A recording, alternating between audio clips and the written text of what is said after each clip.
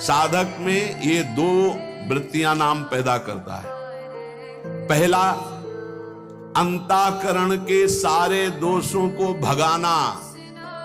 दूसरा, अंतःकरण में दैवी संपदा के सद्गुण स्थापित करना। तुम्हें नहीं करना, वो नाम कर रहा है, पर तुम चुप रहो। पर यहां चुप रहा नहीं जाता, विचलित हो जाते हैं। जहां असत प्रेरणा हुई तो या तो ऐसी क्रिया कर दी या वो ऐसे दुखी हो गए, हमारे मन में तो ऐसा आता है वैसा। चुप रहो, ऑपरेशन शुरू है तो मवाद निकलेगा, गंदगी निकलेगी, और जो गंदगी निकलेगी तो फिर अच्छे से वो घाव भर जाएगा। जितना दोष निकल रहा है उतना ही सद्गुण आ रहा है। अंतःकरण में भागवतिक सद्गुणों की प्रतिष्ठा होने में देर नहीं लगेगी। किसको? जो नाम जपने के साथ नाम का ध्यान करता है या नाम जपने के साथ रूप का ध्यान करता है। अब उसके हृदय में भगवत स्वरूप, पवित्रता, शांति, संतोष, निर्भयता, निश्चिंतता, समस्त दैवी संपदा प्रकाशित हो गई। अब तो एक एक नाम के साथ उसको स्वाद मिलने लगा और दिव्य स्वरूप भगवान का उसके हृदय में झलकने लगा। अब भगवान के रूप की प्रतिष्ठा उसके मानस नेत्रों में हो गई। लीला में प्रवेश, सेवा का अधिकार, सब भाव स्वरूप की जागृति, सब पूरा का पूरा प्रकरण ध्यान से बार बार सुनना। जब कोई साधक नाम जब प्रारंभ करता है, नाम जाकर के अंदर ज्ञान जागृति नहीं करता। प्रारंभ में सुप्त वासना प्रवृत्तियां जो छुपी उनको जागृत करता है। उठ और भाग यहां से।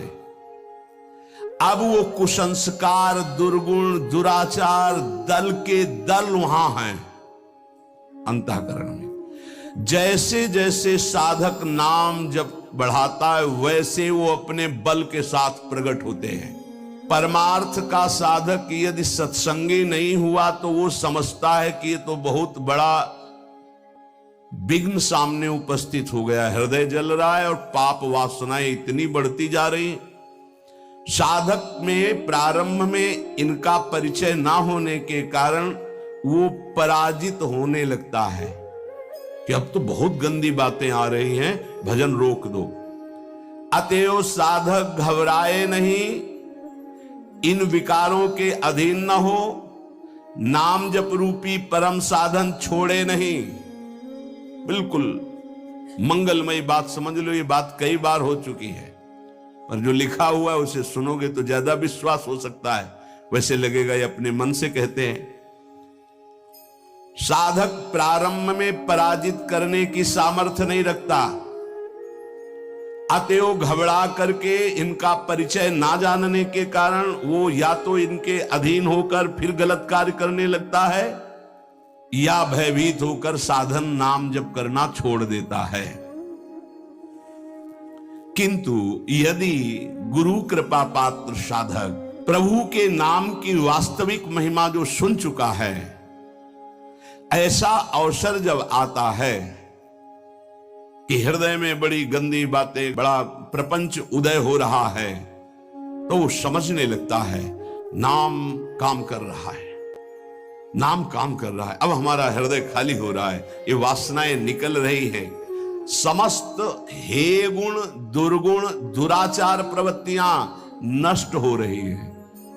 बार बार वही हमने अनंत जन्मों में किया, इसलिए बार बार वही आ रहा है, आ नहीं रहा, वो जा रहा है, हर वृत्ति जा रही है।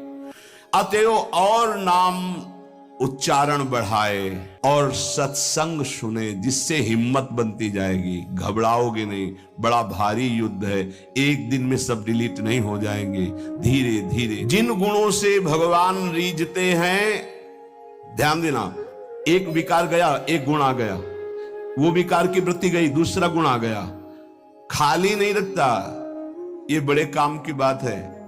जैसे जैसे नाम जब चलेगा, दुर्गुण, दुराचार, दुर्विचार, पाप प्रवृत्ति खाली हुई, उतने में सद्गुण सदाचार आके बैठ गया कि अब दोबारा उसको जगह नहीं मिलेगी। और धीरे धीरे वो पूरे के पूरे दुर्गुण दुराचारों को हटा करके साधक में सद्गुण सदाचार स्थापित कर देता है। नाम, पहला प्रभाव नाम का। साधक को ये बात ध्यान रखनी है कि ये दो वृत्तियां आपके अंदर प्रारंभ में होंगी, दोषापनयन और गुणाधान। दोषापनयन, जो दोष वृत्तियां हैं उनको निकलना और उनकी जगह में सद्गुण सदाचार स्थापित करना। ये नाम करेगा, तुम्हें चुप रहना है। राधा राधा राधा राधा राधा राधा। विचलित नहीं होना कि मन बहुत हमारा परेशान करता है, बहुत विकार आ रहे हैं, अब कैसे रहूं। खुशी मनाओ, गंदी बातें निकल रही हैं। पर साधक कैसे खुशी मनावे? वो तो मन में तदात्म में, तो मन में जलन हो रही है और वो निकल रहे हैं तो वो समझ रहा है आ रहे हैं, और फिर वो उनसे या तो द्वेष कर बैठता है या तो राग। द्वेष कर बैठता, क्यों आ रहे हैं, क्यों ऐसा ऐसा, उनकी सत्ता दृढ़ हो रही। और या फिर उसी आचरणों में लग जाता है तो रागात्मक या द्वेषात्मक वृत्ति से वो टिक जाते हैं, खाली नहीं हो पाते। इसीलिए लंबा समय निकल जाता है, कोई लाभ उसको समझ में नहीं आता। साधक में ये दो वृत्तियां नाम पैदा करता है। पहला, अंतःकरण के सारे दोषों को भगाना। दूसरा, अंतःकरण में दैवी संपदा के सद्गुण स्थापित करना। तुम्हें नहीं करना, वो नाम कर रहा है, पर तुम चुप रहो। पर यहां चुप रहा नहीं जाता, विचलित हो जाते हैं। जहां असत प्रेरणा हुई तो या तो ऐसी क्रिया कर दी या वैसे दुखी हो गए, हमारे मन में तो ऐसा आता है वैसा। चुप रहो। ऑपरेशन शुरू है तो मवाद निकलेगा, गंदगी निकलेगी, और जो गंदगी निकलेगी तो फिर अच्छे से वो घाव भर जाएगा। जितना दोष निकल रहा है उतना ही सद्गुण आ रहा है।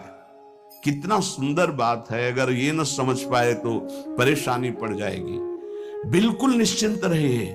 तुम्हारे अंदर काम, क्रोध, लोभ, जो भी दोष दिखाई दे रहे हैं, आ नहीं रहे, जा रहे हैं, जा रहे हैं।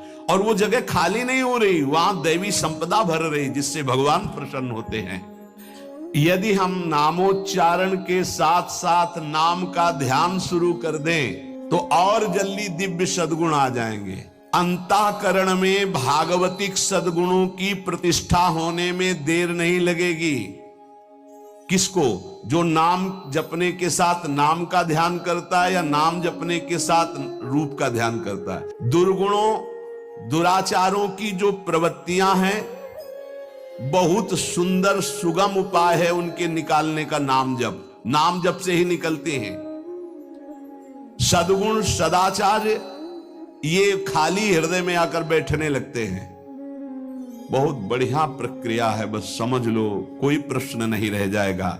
जैसे जैसे तुम्हारा भगवत चिंतन अधिक बढ़ेगा तो काम, क्रोध, लोभ, मोह, मद, मत्सर ये पूरा का पूरा अपना प्रभाव दिखा के नष्ट हो जाएंगे।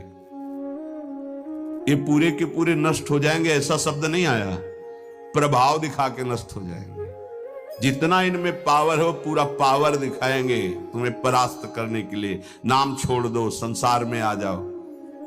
पर जो साधक जमा रहता है, राधा राधा राधा, अब उनके अनर्थ और दुष्परिणाम और अनिष्ट चिंतन ये सब कुछ छूट गया।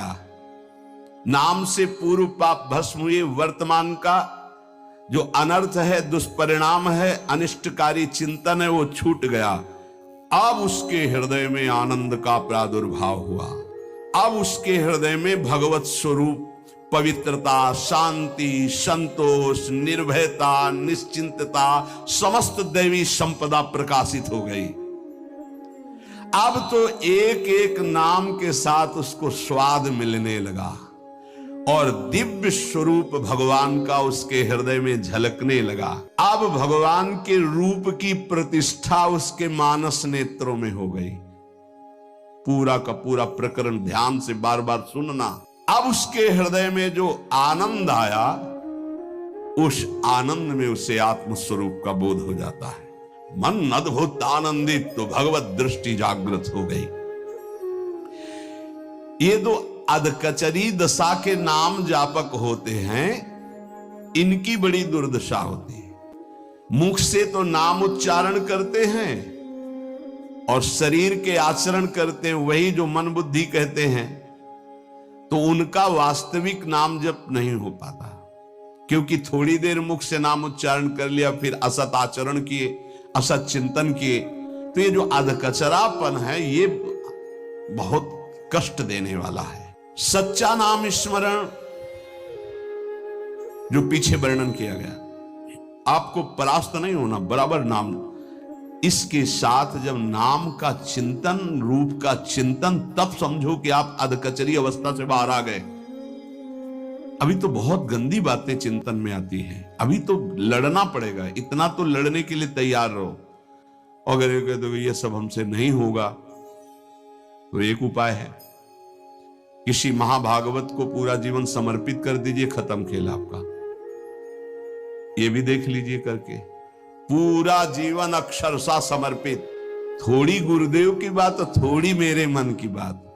ये अधकचरापन, भगवान ने नारद जी को कहा था, अधकचरे योगी का मेरा साक्षात्कार नहीं होता। थोड़ा गुरुदेव की बात माननी है, थोड़ी अपनी बात माननी है, अधकचरापन। पूरी बात गुरुदेव की माननी है, बस बढ़िया बात बन जाएगी। जब निकले वो मूड़े मुड़ा लिया है भगवत मार्ग में, फिर क्या, फिर अपने मन की बात क्या रह गई। नाम, नामी और नाम धारक तीनों एक हो जाते हैं, ध्यान दीजिए, अभेद हो गया। नाम, नामी और नाम धारक तीनों एक हो गए। नाम में, नामी में, नाम धारक भगवत स्वरूप, कोई अंतर नहीं रह गया नाम में, नामी में और नाम जापक में। ये परिपक्व अवस्था नाम की, जापक की हुई। नाम स्मरण की बात, जिह्वा से नाम, कंठ से नाम और फिर हृदय से नाम प्रारंभ हो जाता है, अंतरात्मा से। अब जब हृदय से नाम चल रहा है तो प्रेम स्फुरित हुआ, बस सब सामर्थ्य जागृत हो गई। प्रेम जागृत होते ही सब सामर्थ्य जागृत हो गई। भगवत प्रेम हो गया तो शेष सब बातें, लीला में प्रवेश, सेवा का अधिकार, सब भाव स्वरूप की जागृति, सब। जैसे बछड़ा आ जाए तो गाय रंभाती हुई स्वयं आ जाती है, ऐसे ही जहां उसके हृदय में प्रेम स्फुरित हुआ तो प्रेम लक्षणा भक्ति जागृत होते ही प्रिया प्रीतम उसके हृदय में आ गए। जैसे बछड़ा आ गया ना, गाय आ जाएगी, बछड़ा के पीछे रंभाती गाय, ऐसे ही प्रेम भाव जहां जागृत हुआ प्रिया प्रीतम आ गए। ये न किसी साधना से न योग से ये नहीं होता है, ये नाम से होता है, गुरु प्रदत्त नाम से।